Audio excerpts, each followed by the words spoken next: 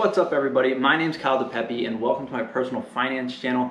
If you're new to the channel, please be sure to give the video a thumbs up if you're enjoying the content and subscribe if you haven't already. But either way, today we're going to be talking about refinancing a mortgage. And this is my dog Aston. So Aston, welcome back, my man.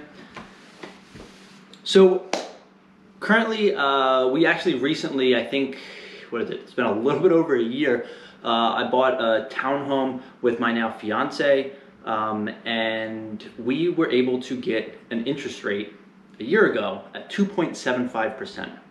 Now we did a 2.75% with a 10-year ARM, which means that after 10 years, the interest rate can basically float to whatever the prevailing rate is. Now we did that because we could lock in a lower interest rate, lowering our monthly payment, and it was still good for obviously 10 years before it would float. And that just helped bring our monthly payment down. But rates have continued to drop. Fannie Mae and Freddie Mac are actually, I guess banks have negotiated the ability to give, I guess, borrowers lower rates currently, which actually just started happening after the new year, and I'll get into that in a second. But because of that, we actually decided to refinance already, only having our loan for a little over a year, and we're doing a refinance, and this is why.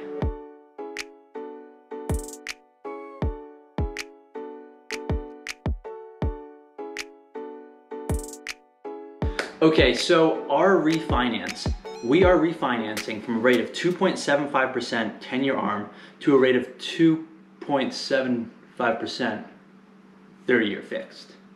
Now, the general rule of thumb is that you want to refinance if you can lower your interest rate by 0.75%. So for example, if you had a 3.75% 30-year fixed mortgage, you would refinance if you could get at least 3% or lower on a new 30-year mortgage, right?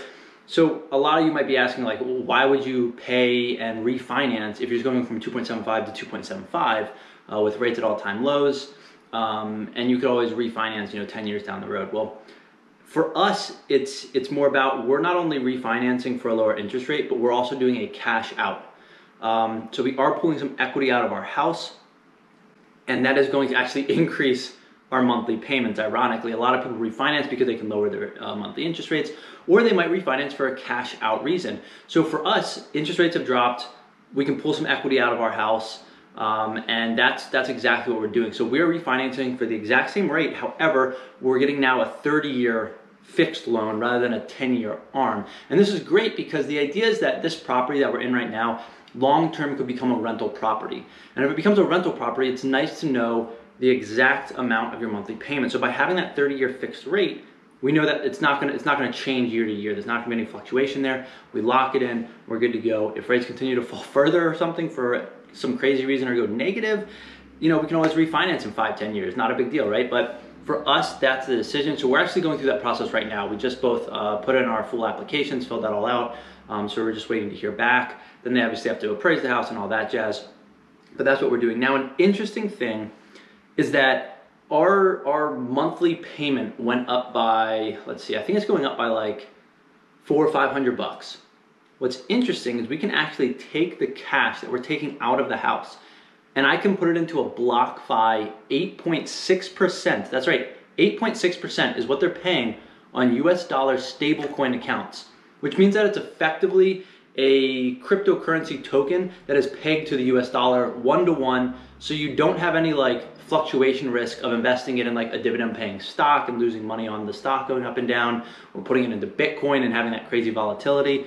But you can put it into a stable coin, earn 8.6%, and then I can actually use that accrued interest to not only pay the difference in our mortgage every month, but actually make some money every year. So not only can I pull this cash out, but I can actually make more money than the difference in our current mortgage and what our new mortgage will be roughly. So for me, it makes a ton of sense.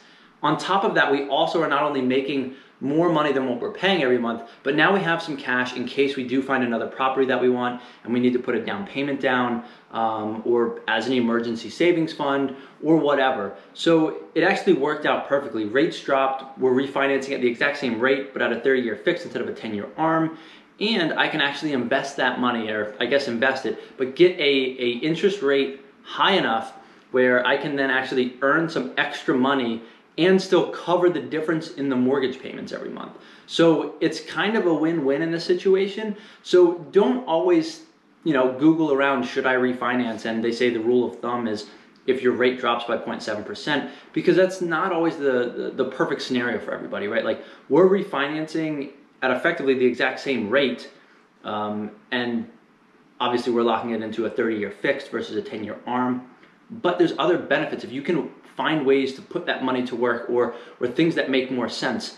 For example, if we can use that money as a down payment on another property and rent this property out, we can not only cover our mortgage with that rental, but we can probably actually make a little bit more. So even if we take that money out of that high yield account that pays 8.6% and put it into another property, if we move to that property as our primary residence, we still have this property locked in at a 2.75% 30-year fixed, with potential renters paying more than our mortgage.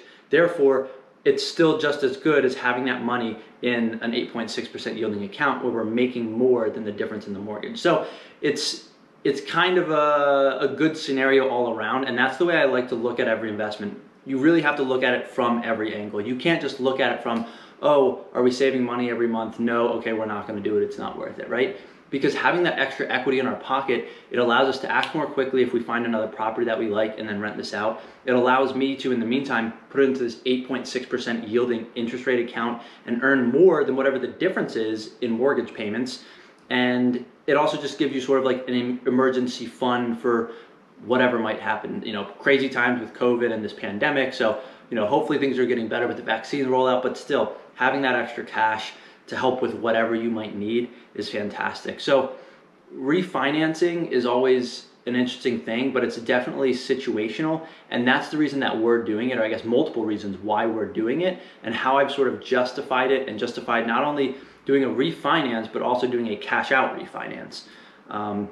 So from a lot of perspectives, this makes sense to me. I can basically pull the money out and invest it at a higher rate than our current mortgages anyways. So I might as well pull more money out, pay more on the mortgage, and put that into an 8.6% interest USD stablecoin account. Now, obviously not everybody's comfortable doing that, so to each their own, but in my mind, that seemed like the best, I guess, use of capital, and that's what we're going with. So with these crazy low rates, that's what we've done. Also, getting back to one point I touched on, I actually reached out to our lender before the holidays. So this was in December, and rates obviously are very low. They continue dropping through the end of this year, but they've kind of stayed at low prices, or at low rates. And my lender basically said we could get like 3 1/8%, I think, 30-year fixed before the holidays. Now it's after the holidays, and I gave him a call just to see if anything changed. Even though I knew that the 30-year, the 10-year, they hadn't really fallen further. But what happened is that the banks were basically able to renegotiate with Fannie Mae and Freddie Mac in order to offer borrowers a lower rate. So that potentially means that like Fannie Mae and Freddie Mac are buying these mortgages from them with a little bit more juice in there, so that these lenders can then lend at a lower interest rate, and it still makes sense for them financially, right? Because that's how they make their money. They make their money on the difference between what they can, I guess, get an interest from a borrower like myself versus what they can either package up and sell these mortgages as, or loan the money out to other people, and they make the difference there. So it is an interesting, I guess, time right now, but either way, 2.75% 30-year fixed.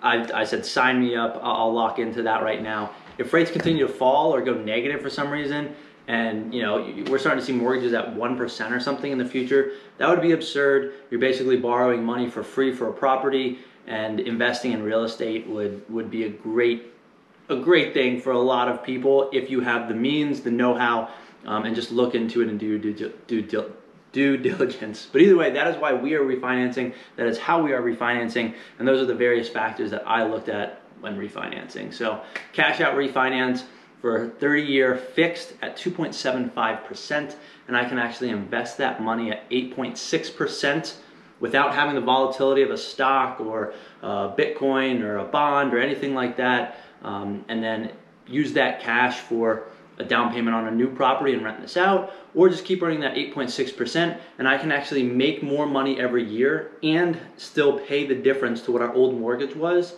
and not have the volatility of an investment that typically would go along with it if you were to invest in some sort of mutual fund, index fund, ETF, anything that pays a dividend as well. So that's where we're at. I hope you guys enjoyed this. If you have any questions, please leave them in the comments below. But if you enjoyed the video, again, please give it a thumbs up, subscribe to the channel. And until next time, thanks for watching.